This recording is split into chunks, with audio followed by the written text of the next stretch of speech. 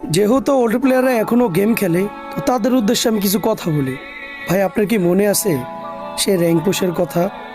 আপনার কি মনে আছে প্রাইভেট ছুটি হওয়ার পর সবাই একসাথে মিলে কাস্টম খেলা, ডায়মন্ড টপ আপ করে ডিজে আলোক নেওয়ার ফিলিংটা, বন্ধু বান্ধবকে বারবার দেখানো, মামা আমার অ্যাকাউন্টে তো ডিজে আলোক আছে, তোর কাছে কি আছে? আরে বন্ধু, আজকে আমি একলা বিয়ার র্যাঙ্ক খেলছি, 6 কিল করছি, তুই কই আছিলি?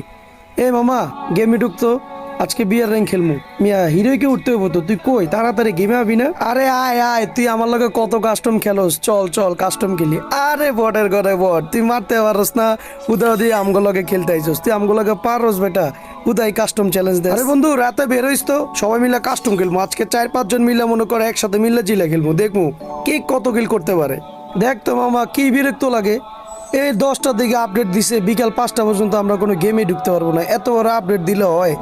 এখনকার ভাই আপডেট গুলা জাস্ট 20-30 মিনিটের। আগের ভাই যখন গেমটা আপডেট দিত ভাই, তখন ভাই আমাদের দিন কেমনে যাইতো আমরা ভাই নিজেও জানতাম না, এত কষ্টে দিন যাইতো এই গেমটা। এখন ভাই 2-3 দিন না ঢুকলে কিচ্ছুই হয় না, কিন্তু আগে যখন জাস্ট আপডেট দিত 10টার দিকে 5টার দিকে আসতো, কতক্ষণ বসে থাকতাম। আপডেট শেষ হওয়ার সাথে সাথে ভাই এত গেম খেলতাম রাত 2টা 3টা পর্যন্ত।